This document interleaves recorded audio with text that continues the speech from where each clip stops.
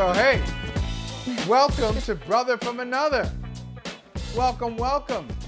I don't care if you're watching on Peacock TV, whether you're listening on Sirius XM, Channel 85, you're viewing this on YouTube, however you're consuming the show, we love it. The one and only Liv Moods is here. Liv, what's up? How you doing?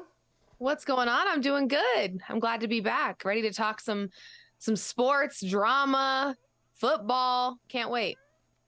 Oh, yeah. Sports, drama, football. There it is. That's a T-shirt somewhere. That's a bumper sticker somewhere.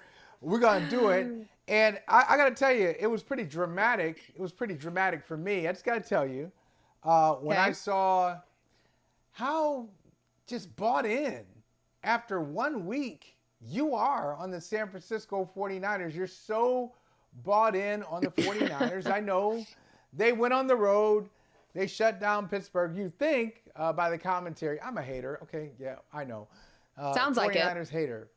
Yeah, already. I'm just going to tell you. So whatever you hear, just listen through the filter of someone, or I'm going to give you the background. You know, the information of somebody. It's the information of someone who's a hater. Okay? It's just a hater. Okay. So anyway, based on the commentary, you think the final score was like, oh, I don't know, 40-0, like what the Cowboys did to the Giants? No, the Steelers actually scored. It was 30-7. 49ers won the game, but watch out, 84 49ers. Watch out, 88-89 49ers. Here come the 2023 49ers and their shutdown defense. Anyway. Listen, are you wanting me to bow down? Are you wanting me to bow down to the Cowboys for beating the Giants?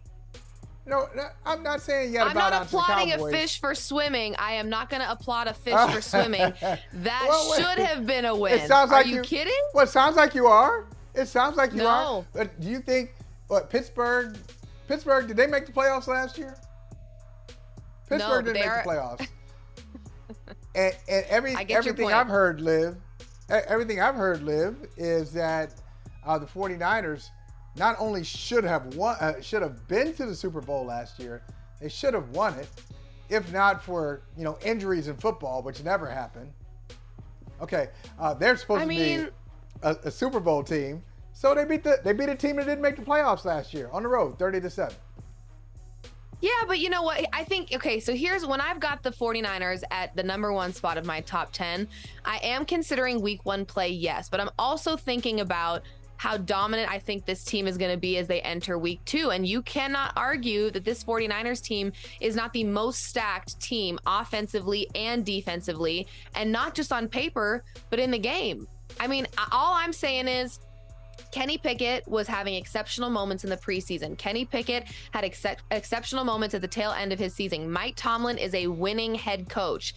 They absolutely shut the Steelers down. And I know the Cowboys did too. I've got the Cowboys at number 2. So listen, it was a very tight race to me. But to me, the domination that the 49ers showed, the excitement, the connection between Purdy and Ayuk, it was special. It was very special. Do you expect the Niners to just win the conference? I know it's a weekly power ranking, and 5 weeks from now, you might have a different answer on your number one team. But just as we sit here, I'm just wondering, how do you see the 49ers? Do you see them as a team that has everything in place as long as they have Brock Purdy at quarterback? That's all they were missing. And do you think that they're going to come out of the NFC and go to the Super Bowl? Well, this is probably the part where I should be super honest and say that I actually have the Seahawks winning their division. So listen, I was not anticipating Brock Purdy to play the way he did. You know that meme that's like, I'm sorry, I was unfamiliar with your game. That is how I felt about Brock Purdy in this game. I highly underestimated him. But here's the thing, Brock Purdy has a little bit of a schedule ahead of him. He plays Matthew Stafford and company next week, and Matthew Stafford was flirting with his old Super Bowl winning self in game 1 against the Seahawks. Then he's got Dak, to your point, and the Cowboys. That Cowboys defense got everything done to the point where a $160 million quarterback in Danny Dimes looked like Danny Pennies. And then following that week, the Browns defense, who held the highest paid NFL player to under 100 yards. So right now, the 49ers sit at 1 for me, yes. But they have a schedule ahead of them. I forgot to mention the Rams defense. Not only did the offense show up, Stafford looking like his old self, but the Rams D held the Seahawks to only 1 touchdown. So again, a lot of defenses that I anticipated the Steelers would be much more dominant defensively. The best player on that field was TJ Watt. He can't do it alone. So right now, yes, I am high on Brock Purdy. I am high on the 49ers, but that could all change as I look ahead to what lies ahead for them on their schedule. You know what, Liv, I wonder, does this happen to you too? And all sports, but particularly in football. You've been watching football for a little bit. Even if you've been watching if you're new to football and been watching for 2 years, 5 years, you know certain things shouldn't matter, and yet they matter to you anyway. People tell you not to overreact, and you overreact anyway. Like, I do this all the time. I know the preseason, it doesn't matter. I'll overreact to the preseason. I'll see a week 1 unfold. Say, wow, the Browns did that to the Bengals? Man, the Browns going to win 13 games. The Bengals might be back to the old Bengals. Like, you do all these things and overreact. I don't think people are overreacting. In all honesty, I know. I've said some things about the Niners that aren't so nice, but I know the Niners are one of the best teams in football. I get it. Who are we overreacting to? There's a team in your top 10. There's a team that I think is good. You're wrong. I'm wrong. We're overreacting. It will be clear maybe after week 2. Maybe it'll take until Thanksgiving when we figure out, wow, we thought that team was good. That team is trash. Why didn't we see it? It's so obvious. Who's that team for you? Because I kind of think that team for me might be Cleveland. But who's it for you? You know what? I'm going to stay on that exact game. And I'm going to say, I think on the other side, there's an overreaction about the Bengals and the fear of, oh my God, what did we just watch? Joe Burrow, what did we just watch? What kind of version of him are we going to get? The Bengals have habitually been slow starters to their season. They got upset by the Steelers last year in game 1. They picked it back up. I believe, I may be wrong. I think that they started their season 2-2 last year, if I'm not mistaken, and then ended up having a very successful season altogether. So again, I think it's not an excuse. You still lost the game, but I think that staying on that same matchup, there's probably a lot of overreactions happening from that matchup alone on both sides. You've got the overreaction of, wow, the Browns look really good. And then you've got the overreaction of the Bengals look really bad. When really, we know the Bengals are a slow starting team.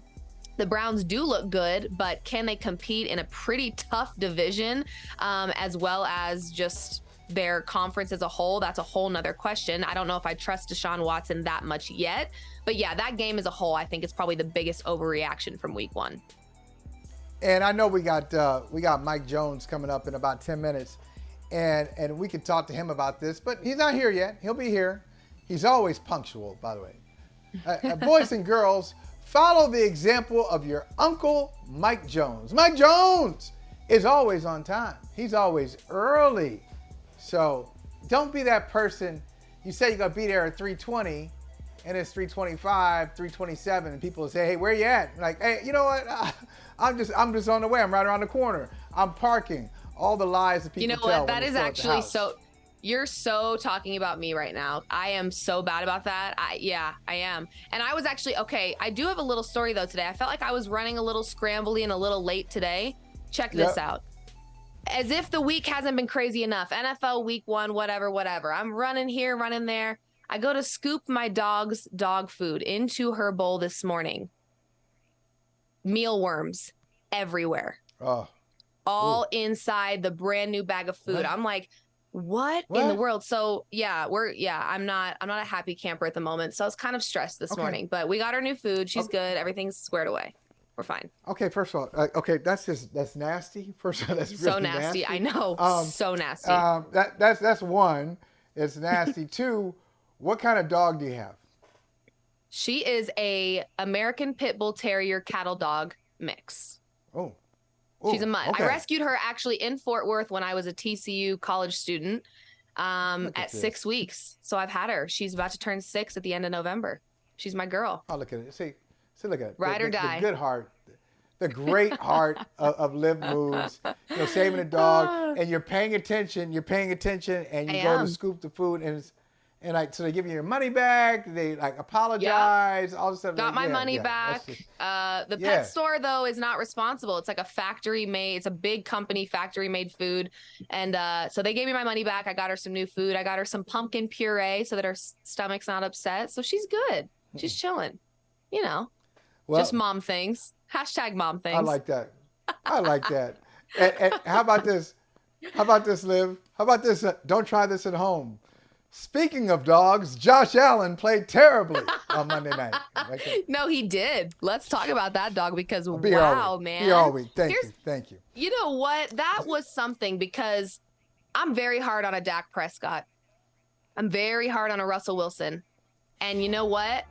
I have been a Josh Allen stan, supporter, lover. My parents both went to Wyoming, so to see him go from Wyoming to the league and how incredible he has been awesome. Liv Moods is dropping dimes today. You're dropping dimes today. Okay. I am. I may have met one person who's been to Wyoming. I know. You're telling me. My mom is from, my dad is from Arkansas, but he moved to Wyoming. But that's where they met, was the University of Wyoming. So I feel like I've always been a Josh Allen fan. I think he's an exceptional quarterback. Awesome. But now we're getting to the point where, no more excuses. I don't make these same excuses for Dak when he turns over the ball. I don't make the same excuses for Wilson when he turns over the ball. We need to stop. I'm sorry, but I think we are no longer able to put the word elite in the same sentence as a quarterback that is 0-5 in overtime. No. 0-5 in overtime. So when it matters most, where is he? He's playing hide and seek. He's nowhere to be found. You cannot find him. Come on. You can't be an elite quarterback and be 0-5 in overtime. You just can't. Absolutely not. I knew when I asked you the surprise question about, hey, what are we overreacting to? That was just kind of spur of the moment, and a team escapes your mind. But I knew in the course of everyday conversation, normal conversation, you would come up with an overreaction. And Liv, you have done it successfully. You and everybody else overreacting to Josh Allen's performance in Week 1 against the New York Jets. Oh, no. Let me tell you something. Hey, Dak cannot get into that gated neighborhood that Josh Allen's in. He can't get in. This is not an overreaction. Let me tell you why. Since Week 1 of 2022, I'm going to give you a year now, okay? I'm going to give you a year now. Right, Josh Allen has played 19 games. 19 games. He has had 20 interceptions and 17 fumbles in those 19 games. 37 picks. I don't care. 37 picks / fumbles in those 19 games. That is almost exactly 2 fumbles a game since Week 1 of 2022. He is also 0-5 in overtime. This is not an overreaction. At what point, how many more games? In his career, though. In his career. Not since 2022. How many more games do you have to see before you go, this is a problem that needs to be discussed? So many people want to turn a blind eye to Josh Allen and go, no, he's good. No. We don't talk the same way about Dak Prescott when he turns over the ball. We shouldn't. We don't. We shouldn't because Dak Prescott can you call Josh Allen clutch? Can you call him clutch if he's 0-5 in overtime? I can. No. Yes, I can. 0-5 in his career. 0-5. Give me the dynamics. I can tell you one of those overtime games. It really made me feel the same way you felt when you looked into that dog food and saw those worms in there. It was awful. And it wasn't Josh Allen's fault.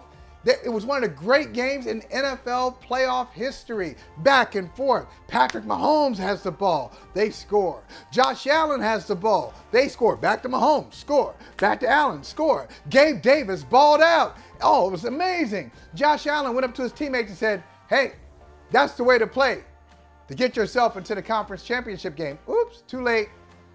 Because Shoulda, coulda, No, just a woulda. few- What is the only to what is the the end goal? But that wasn't What his is the fault. end goal in football? What is the end goal in football? What does every player, team, owner, There's front no- office want to do? Come on. What is the end Come goal on. of football? Josh- Is it to get this Josh close? Allen. Is it to have a back and forth matchup with Patrick Mahomes and be like, "Woo, I gave it my all"? It's to win a Super Bowl. Period. And he And when so- it matters most, he is not ready and cannot handle the pressure to get a team to a Super Bowl. He can't. We got to start having that conversation. Ooh, and we're bringing this full circle too, because I asked you a question and said, do you ever get lured into something, you know what's happening, but you get lured into it anyway? You're so good at what you do. You're so good. I know what you're doing. You're so good at what you do. And I'm trying not to get upset, but now you're getting me mad. You're getting me mad. I know what you're doing. I know what you're doing. But you're just good at it. Okay? I'm just You're saying. good at it. Look. Josh Allen is a top 5 quarterback in football. He'll probably win the my MVP God. this year, despite the 300. He's not. So, what? He's not a top 5 quarterback? Josh Allen is not a top 5 quarterback in the league? What are you? I just need to know, what are you going off of? Is it all the turnovers from last season, or was it the 4 turnovers in one game in week 1? What are you going off of to make that statement? I just I need to know. I watch him play. Now it's not. I am going to make a couple of excuses. They're not really excuses. They're just observational points. It's more science. Okay. Science. Science is really about observation. It's about observation. I'm just observing. That's all. And writing down my observations. It's just science. So I've watched Josh Allen be the passing game and the running game for the Buffalo Bills. It's not his fault that they don't have a balanced offense. So when they run into trouble, generally the Buffalo Bills approach is bail us out, Josh. Be a running back, be a passer, be our tough guy, set the tone, make big plays for us. Come on, do it all. And he's got the ball in his hands so much, at times he shouldn't. At times he shouldn't be running. At times he shouldn't be forcing it.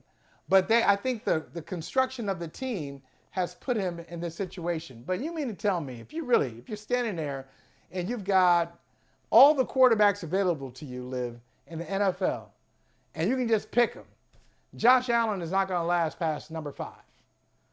And he may not even make it to 5. You disagree? Nope. He's not in my top 5. Okay. Not even close right now. Nope. Okay. I put Tua over him. I'd put Trevor Lawrence over him. I'd put you talk about dual threat. Jalen Hurts is up there. Okay. I'm out. Here's the one thing that you said that I wanted to stop you on, because you said he doesn't have a well-balanced offense. How many other top 5 to top 10 quarterbacks don't have a well-balanced offense? A lot of them. A lot of them. So that's not a plausible excuse anymore. It's just not. It's like, hey, Joe Burrow, you've got a crappy O-line. You just got to deal with it. Justin Herbert, you've got a really crappy head coach. You just got to deal with it. That's the difference between good, great, and elite.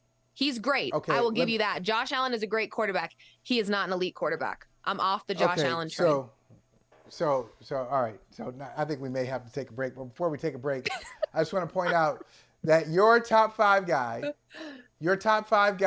Tua. So you've got him. He's one of the 5 best quarterbacks in football, according to you. What does he have around him? Let's see. I wish he had a number 1 receiver. No, he doesn't have a number 1 receiver. He's got 2. It's 2. He's got 2 number 1 receivers. But he's also got one of the worst O-lines in the game. Again, he could use that as an excuse, but he won't. I think Josh Allen would trade Tua's terrible offensive line for one of those guys. And so if you had Stephon Diggs and Tyreek Hill, imagine. If you had Stephon Diggs and Jalen Waddle, imagine. And a head coach who's offensive-minded. I'm not complaining about Sean McDermott, not today. I'm not complaining about him, but it's a different thing. His head coach, Josh Allen's head coach, is more concerned with defense. And, turn the offense over to somebody who may or may not be up to the job. Because they don't trust him with the ball. That's why. Okay. See, I had other stuff to talk about, but now I just, Gary, Natalie, we just gotta take a break. I don't even know about Liv. I don't know what's going on. Was it the dog thing? Was it the dog thing threw you off? Maybe. Maybe it's the mealworms that's got me all worked up, but I'm just saying, listen, And we can make excuses. If Josh Allen had a Tyreek Hill, guess what? He still's got to get the ball in his hands. That doesn't change turnovers. He get it to him. No, he get it to him. And what makes you think that? Is it the 37 picks/fumbles in those 19 games that he's played since week 1 of 2022, or is it the 4 that he had in week 1 alone? What's giving you the impression he could get the ball to Tyreek? I'm not gonna overreact to 4 turnovers in one game. It happens. Happens to the best of them. Joe Burrow had 4 interceptions? Week 1. What kind of tomfoolery would you be saying right now if Wilson had 4 turnovers in one game? We would be laughing and we'd be grabbing popcorn and we would be like, here he goes, let's ride. He looks like a clown. Ride. Why don't we do the same thing for Josh Allen? Why? Because Josh Allen doesn't have a phrase like "let's ride" at the end of everything, even when it's not appropriate. True. You got me there. You can't say that all the time. Don't say that all the time. You just can't say "let's ride." Where'd that come from? We were having a serious conversation. Brothers talking about "let's ride." Why? I know. What are we talking about? Not the time, Russell. Not the time. Not the time. We got Mike Jones coming up, though. I want to hear from Mike Jones. Always on time. Josh, the 4 turnovers, was that something that they did, or is that just you maybe forcing the ball? Yeah, trying to force the ball.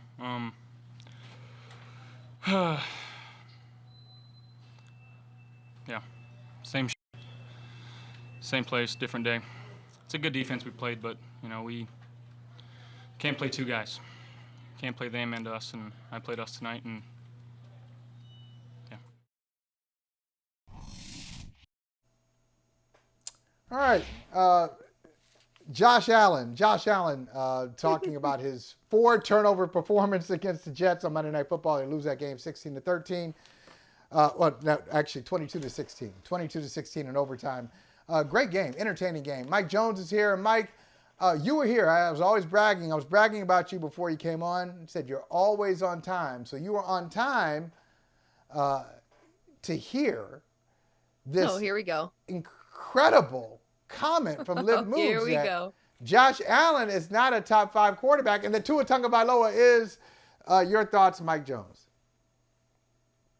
I mean, I don't know how you can make that argument when you have to put the clarifier that if he's healthy and on the field. That's my thing with Tua. Tua does have great ability, and he fits very well with that system. Mike McDaniel is a genius for knowing how to get the best out of him in position for success, but you just never know if Tua is going to be able to hold up. Durability is a big question, and the players say best ability is availability. And so if you have to worry about whether this guy can make it through a whole season, I can't put him top 5. I can put him top 10 maybe. He can put up some numbers.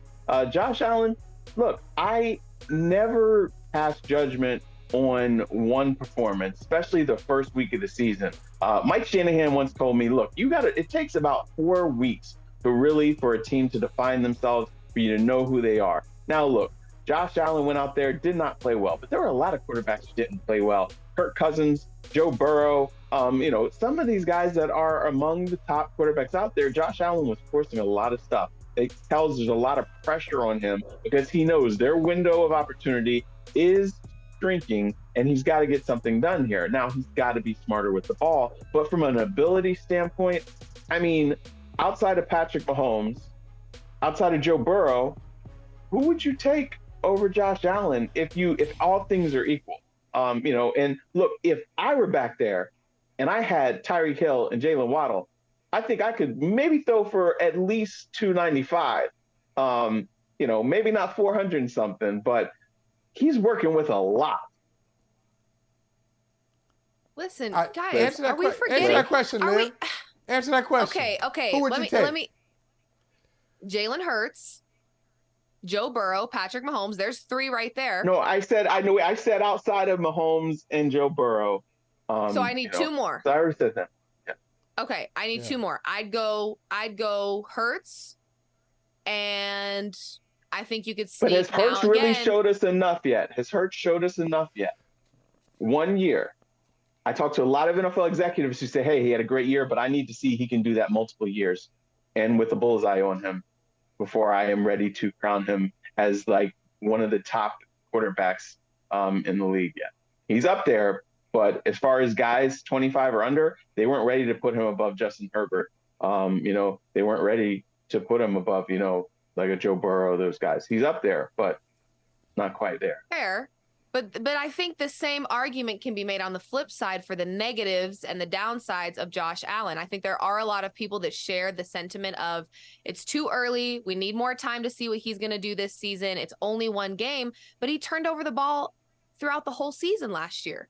He's 0-5 now in overtime. So for me, I'm starting to get into that mode of, okay, it is one game. There still is a season ahead, but the turnover issue is not just week 1 of 2023. It was an issue all season long last year. So that's where I start going. And I'll tell you, Josh Allen is still a great quarterback, but I'm hopping off of the Josh Stan train that I have been riding on for a while because, at a certain point, especially as a sports gambler, when you've been burned too many times by the same team, the same individual, the same whatever, Preach now. at a certain point, you got to knock them off your list and say, we need some space. We need a little space here. So I'm not like writing Josh Allen off completely, but I got to tell you, to me, this turnover issue is not just a week 1 versus the Jets in a primetime game issue.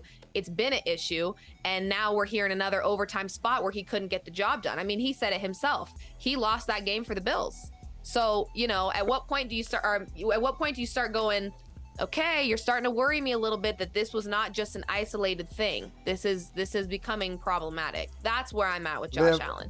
Liv, I heard Mahomes, I heard Burrow, Jalen in there. Okay, throw Hurts in there. You got Tua in there. So who's else? Give me one more. You need Lamar a fifth. Jackson. Okay. All right. See, like, come on. You guys. Come on. I mean, all these guys are very good. But Lamar Jackson's got a lot of questions he's got to answer too. I mean, there's a lot of questions. I mean, everybody's got questions, seriously, outside of Patrick Mahomes. It's easy to avoid. Basically outside of Joe Burrow. Turnovers. Yeah. It's easy to avoid turnovers when you ain't playing. I think he had 6 multiple interception games last year. So I will agree with you. Yes, it is something he has to fix. But still, I mean, like, none of the guys have slammed the door on all the doubts outside of Patrick Mahomes and basically Joe Burrow. I mean, all I'm saying is, listen, I think that it was a very unfortunate thing what happened to Aaron Rodgers. But there was a little bit of wiggle room there for the Bills to go, let's capitalize off of Zach Wilson on the other side of the ball, shall we? Okay. So for me, when I'm looking at this Bills team, I'm going, you've got the Chargers, you've got the Chiefs, you've got the Eagles, all as road games this year. You've one of the hardest NFL schedules ahead of you. So to me, yes, the Jets defense absolutely crushed it in that game. They looked exceptional, but it's not going to get any easier. So that's where it's like, I know it's only one game, but it was a very big game. It was a divisional game without their best quarterback. So this should have been an absolute, the Bills should have had the Jets in a chokehold the whole entire game, and they didn't. So that's where I'm like, okay, I get it. It's only one game, but it was a game that they really could have started the season off in a really good spot, set the tone, get the momentum, especially with Zach Wilson as the quarterback on the other side. That's all I'm saying. So I know it's one game. I do agree it was a missed opportunity. Totally missed opportunity. I'll say this. Now that, Liv, you should consider doing some TV. You're really good at setting things up and segues because you bring up Aaron Rodgers. And I know as soon as Aaron Rodgers went down 4 plays into that game, 4 plays. So sad. And it just left all of us saying, what? That was it? What happened? Oh, he's out? Oh, wait a minute. The Achilles? It left us in shock. And then after that, you saw Vegas respond. The odds for the Jets to win the division, to win the conference, to win the Super Bowl, those all changed dramatically. And many football fans wrote off the Jets. Robert Saleh says, I don't know about this. Take a listen. I don't know why people are trying to put an obituary onto our team name. Aaron is an unbelievable piece to this whole thing, and we love him. But I think there's there's 52 other guys in the locker room, plus the 16 practice squad guys that believe that we can do a hell of a lot of good things here. And we've got championship caliber defense. We've got great skill guys, on the offensive side of the ball. Our O-line is going to continue to gel and get better, but we're excited about our group. We've worked hard over the last couple of years, players, coaches, scouts, GM, building a pretty cool organization. And so there's still a lot of faith in the locker room on the things that we can still accomplish this year. So while the outside world can go ahead and write whatever story they want to write, there's still the true story being written in this building. So. All right. Listen, I love Mike that. Jones, I know I do too. Mike, I know you've studied journalism, and you know that there are many examples of people who have had obits written about them and they're still alive. They've been written off as dead. They've really been buried under newsprint and they're alive. Are the Jets an example of a living, thriving being that's been written off as dead because of this Rodgers injury? One, they beat a team that maybe they should not have beaten. We just talked about missed opportunity. But you can't tell me that late in the season, is Zach Wilson really going to be able to win a shootout with Patrick Mahomes, with Joe Burrow, with Justin Herbert? A second time around with Josh Allen? Even Lamar Jackson. They have a great defense. Yes, they have skill position players, but man, Vegas is right. Their chances really did plummet. And as these defensive coordinators can game plan for Zach Wilson, and they know his warts because he's shown them to us over 2 years now, they're going to be able to exploit that, and that's going to be a problem for this Jets team.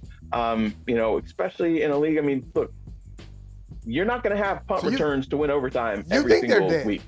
So you think it's over? I think that they'll make it interesting for some teams, but yeah, they're basically, they're not going to be in position for a top pick. They're going to be, maybe they'll be around 500, or something like that. But when it comes down to it, stretch of the season, they're not going to get it done because I don't have faith that their quarterback can get it done. And that's the one thing that Aaron Rodgers, that's why they went and got Aaron Rodgers, because they didn't think Zach Wilson could get it done, because they would not have kept the guy that they drafted second overall and then went and got Aaron Rodgers if they thought that Zach Wilson could get it done. Now, Robert Saleh's got to say that stuff because he needs those guys to keep believing. But Robert Saleh, Joe Douglas, the reason why you went and got Aaron Rodgers because you knew Zach Wilson couldn't get it done. Liv, I think it's a trust. I think it's a trust thing because I do want to play a little bit of devil's advocate because as I was thinking about the Zach Wilson stuff, I made a couple funny little TikToks roasting him. Who doesn't? It's he's easy to roast sometimes.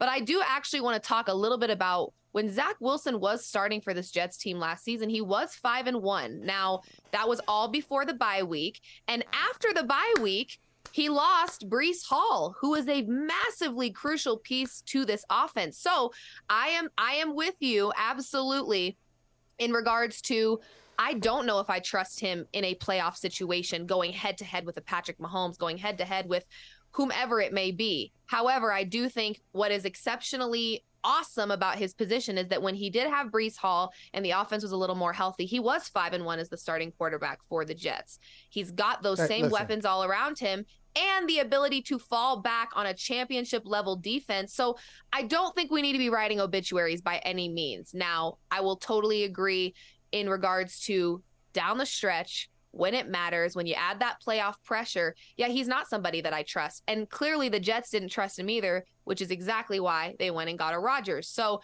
you trust the back-to-back MVP Hall of Famer a whole lot more than you trust a Zach Wilson. But Zach Wilson does deserve a little bit of credit for what he did with a healthy offense with the Jets last season. So I'm just playing devil's advocate there, but yes. But there also were struggles. There were struggles. He won. Of course. But it wasn't because it wasn't him pretty in some of those cases. Pretty. Right. Correct. And there was a reason why that confidence in that locker room was shaken. And that's why they went away from him. Because they could have pointed to the record, but they didn't because there was a lot of plays that they saw where, he could have gotten it done and didn't. this is amazing because I really, one of my favorite things to do is to make fun of the Jets. So it's strange that I'm doing this now. Look, the Jets are going to surprise some people. You're going to be surprised. I don't think it's going to be the disaster that folks are making it out to be. You know, I know Zach Wilson had his problems in 2022, and there were other Jet problems. For example, they had the wrong LaFleur. They had the wrong LaFleur as an offensive coordinator. You know, like you walk in and be like, oh, we got LaFleur. What, Matt? No. His brother. No. Oh, okay. Wah, Okay. Okay. All right. Had the wrong LaFleur. Like Breece Hall. Breece Hall can ball. Breece Hall can. is amazing. And so that changed their offense. Remember when he had it going early in the 22 season? Like their draft class was splendid. Their draft class was sublime. Their 22 draft class is going to turn out to be one of the great. I know it's early. It's going to turn out to be one of the great all-time draft classes where you get Sauce Gardner and you get an all-pro cornerback. You get Garrett Wilson. You get an all-rookie wide receiver. Johnson made some plays on Monday night. They came back into the round and got Breece Hall in the second round. They were crushing the draft last year. So I think their talent, I think they are one of the top 4 teams talent-wise, even with Zach Wilson, a quarterback, one of the top 4 teams in the conference. They are significantly better than most teams that they'll play, just top to bottom. Quarterback, Mike, I know, a little bit shaky. Mike, do you think that they have enough talent in Yes. Breece and in the defense that to where Zach Wilson doesn't have to be exceptional and they could still make a deep playoff run? Or I do. Like, do you guys think that that's where we're at right now, where they've got so much around them that they're capable of basically having him be average? I hate to say it, but do they have enough? Mike Jones, I'll toss this to you if I can get it out. But I was going to say, last year, you remember the Jets, Robert Saleh deserves some blame for this too. They were, if you remember, this time last year, they were willing to turn it all over to Zach Wilson. So they had the wrong approach. Their idea was, hey, this is Zach's offense. Let Zach do his thing, which is, it sounds insane now, but that's what they did. They set him up to be who he was last year. So they didn't really understand their own talent. Do you agree with that, Mike? Maybe so. I mean, I guess, and what they have to get from him is basically he's got to take care of the football. The 49ers made it to the conference championship with, Brock Purdy. And, he took care of the football. There were plays that he made, but there were a lot of plays that he didn't make, but he didn't make plays to kill you. So he did have a talented team. But eventually it comes down to it. You're going to have to need your quarterback to make plays. And there's going to be a lot of pressure on you. And I mean, can Zach Wilson grow up very quickly? I guess so. But still, my money is on basically any of the other. I mean, I even think that Tua could beat Zach Wilson in a shootout. How about that, Liv? Oh, don't say that like it's shocking.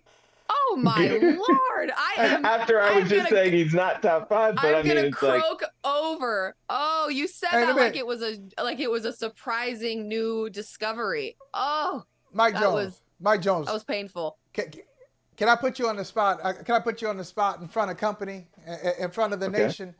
You got an extra 6 minutes, 6 or 7 minutes. I want to talk about something with you, but I also want to pay some bills. So do I want to talk to Mike Jones? Do I want to pay bills? I want to do both. I mean, you got to pay the bills. Do both. So, yeah, right. 2 birds, 1 stone. Let's all right. So listen, we'll take a little break. We'll come back. I want to ask you. I want to talk to you about a situation that caught a lot of people off guard. Those in the know, not necessarily surprised by the case of Jim Trotter versus the NFL. We're going to talk about that on the other side. Sounds good. They're allegations, Steve. So our job is to make sure, are they factual? These are not new charges. They're actually a couple of years old. Yes. They've been looked into. You've heard the strong denials. There's litigation ongoing now. Mm-hmm. It will be addressed, and it'll be addressed important because they are very important issues, and we share the same concern. We want to make sure our workplaces are first class, and that means opportunities for everybody. We know the importance of progress and diversity, and we're working very hard at it. Is progress where we want it to be? No. It's always slower than you want it to be, but I'm confident that we're moving in the right direction. All right, so that was Roger Goodell earlier today with Stephen A. Smith, a one-on-one interview, talking about the story that everybody's been talking about in the NFL the last 24 to 36 hours. That is the lawsuit. Jim Trotter taking on the NFL because of their hiring practices, racial discrimination. He feels like that is the reason. He alleges that's the reason he is no longer employed with the NFL Network. And Mike Jones, we all know, everybody here has a lot of love and respect for Jim Trotter. So look, honestly, we love him. That's our guy. So when we comment on him, Right. you can say, oh, you're just saying that because, no, we're telling you, yes, he's a friend and we love him, but we're also going to talk about this lawsuit. What were your thoughts and what are your thoughts about this Trotter lawsuit? Not surprised, that it's reached this point, because Jim Trotter doesn't do anything just to do it. He's not afraid to go toe to toe with the league, with the commissioner, as we've seen that for, multiple years. He questioned him, called him out on the league's hiring policies. And am I surprised at Roger Goodell's stance? No, I'm not surprised, because this is what the NFL does. They're smug and they try to discredit, and, they think that they're above the law in a lot of regards. And if these owners we've seen the way that they handle general managers, head coaches, then I'm not surprised that these are the things that Jim Trotter discovered that people were saying behind closed doors. So more power to Lord Trotter, as I call him, one of my mentors. And, we'll see how this plays out. But he is not afraid to make people feel uncomfortable, and he's taking it even further. Liv? Yeah, it's a very uncomfortable situation, and I was reading through the suit a little bit, and there were some pretty strong allegations towards the Bills owner, Jerry Jones. I've always had a little bit of a distaste for Jerry Jones, because I think, those friends that say something insulting and follow it with a JK, and you're like, no, you said it. Say it with your chest. I think there's a lot of that going on with some of these owners and with Jerry Jones specifically. But I think the thing that is the most shocking to me is that if these allegations are true, and some of the words, some of the statements, some of the whatever you want to call them that have been made towards blacks, which that name, first of all, is horrendous. And in itself, again, say it with your chest.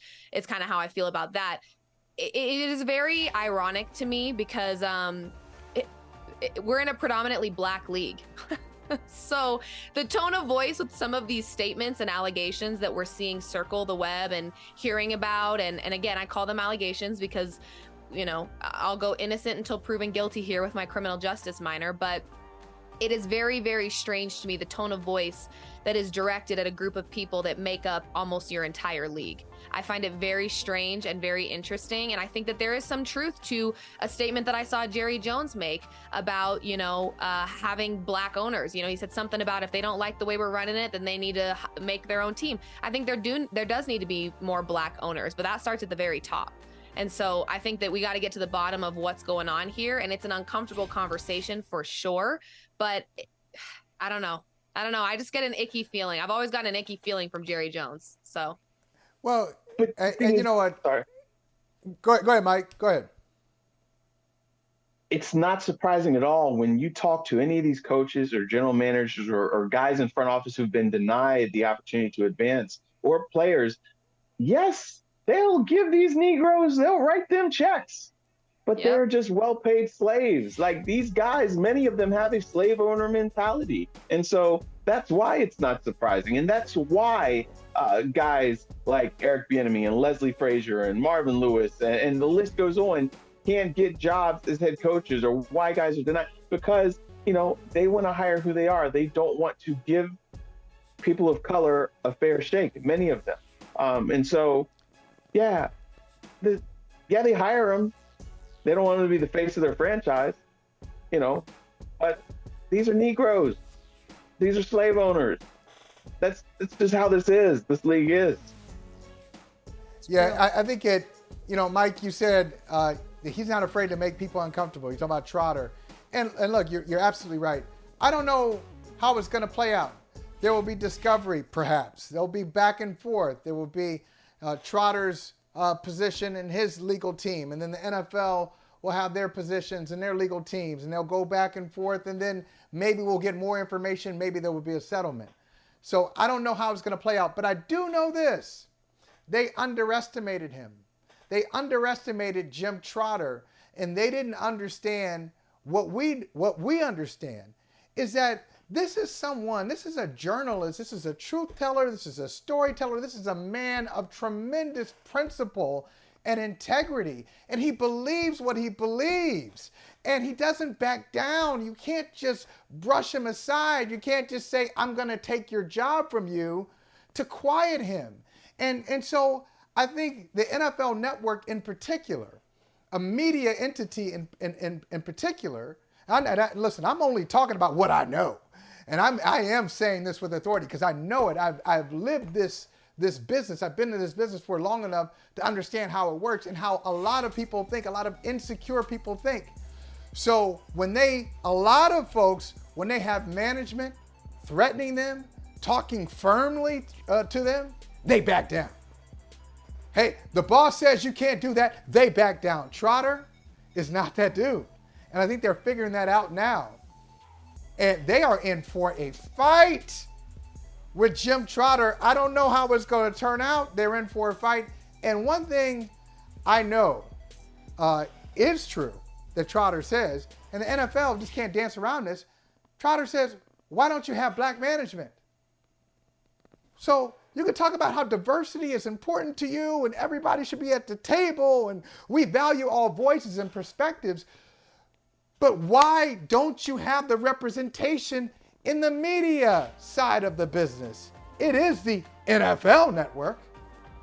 We're not talking about CBS or NBC or ABC. We're talking about the NFL Network. So if it's that important to you and you're the commissioner, why isn't that there? He asked that question. He asked that question repeatedly. He got bad answers.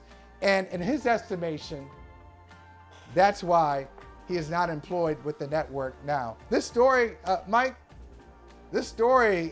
hold on, buddy. This story's got legs. Yeah. It's got legs. It's not going away very quickly. Even more to it. They're layered. No, it's not. So we'll see. By the way, programming announcement. Jim Trotter will be on the show. What's today? Today is Wednesday. He will be on the show on Monday. So we get to hear from Jim Trotter. I've seen this, Liv and Mike. I've seen this covered in the New York Times, covered by CNN, all the Sports Illustrated, Pro Football Talk, of course. Like everybody, ESPN, everybody is in on this story, and so I don't know if the NFL thinks, hey, if we just don't talk about it, it won't get any attention. This story is going to get attention. It's going to get attention for quite a while. So we'll see how the league covers it. But Mike, thank you for your insight. Thanks for hanging around an extra 5 or 6 minutes. We appreciate you, brother. No problem. Always a pleasure. Thanks for having me. All right. You're in our top 5. You're one of our top 5 NFL insiders. Of course. Maybe in the top 1. Top 3. Top 3. Top 1. I appreciate it.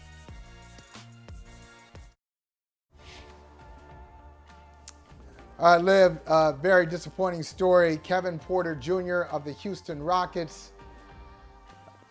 Domestic violence. I like what the district attorney said here. This is a serious case of domestic violence. That's what it is. It's domestic violence against his girlfriend.